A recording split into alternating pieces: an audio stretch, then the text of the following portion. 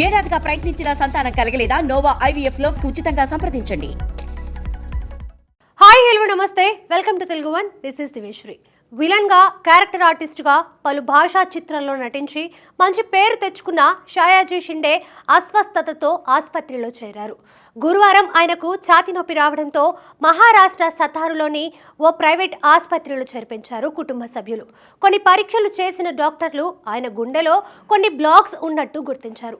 ఆ కారణంగా ఆయనకు యాంజియోప్లాస్టీ చేశారు. ప్రస్తుతం షయాజీ ఆరోగ్యం నిలకడగానే ఉందని, త్వరలోనే డిశ్చార్జ్ చేస్తామని వైద్యులు తెలియజేశారు. గత కొంతకాలంగా షయాజీ ఆరోగ్యం బాగలేకపోవడంతో రొటీన్ చెకప్ కోసం ఆసుపత్రికి వెళ్లిన ఆయనకు కొన్ని పరీక్షలు చేశారు. ఈసీజీలో స్వల్పంగా మార్పులు గమనించిన వైద్యులు యాంజియోగ్రఫీ చేయించమని సూచించారు. గుండెలోని కుడివైపు భాగంలో 99% బ్లాక్స్ ఉన్నాయని, వాటి తీవ్రతను దృష్టిలో పెట్టుకొని యాంజియోప్లాస్టీ చేద్దామని చెప్పారు.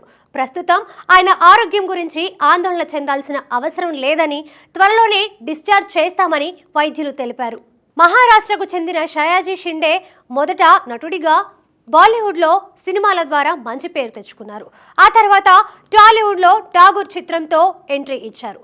సాధారణంగా ఇతర భాష నటులకు వేరే వారితో డబ్బింగ్ చెప్పిస్తూ ఉంటారు. కానీ షయాజీ మాత్రం తన పాత్రకు తానే డబ్బింగ్ చెప్పుకుంటారు.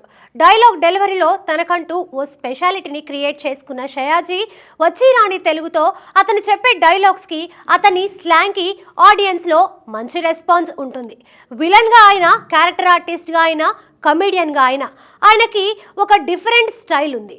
ముఖ్యంగా కామెడీ క్యారెక్టర్లు చేసేటప్పుడు తన బాడీ లాంగ్వేజ్తోనే ఎక్కువగా నవ్వించే ప్రయత్నం చేస్తారు. నటుడిగా షయాజీకి మంచి పేరు తెచ్చిన సినిమాలు Gudumba Shankar, super, Athadu, Rakhi, Pokiri, Dubai Seenu, Neninthe, king, Adhurs. తక్కువ సమయంలోనే ఎన్నో సినిమాల్లో వివిధ పాత్రలతో మెప్పించిన షయాజీ షిండే టాలీవుడ్లో మంచి నటుడిగా గుర్తింపు తెచ్చుకున్నారు.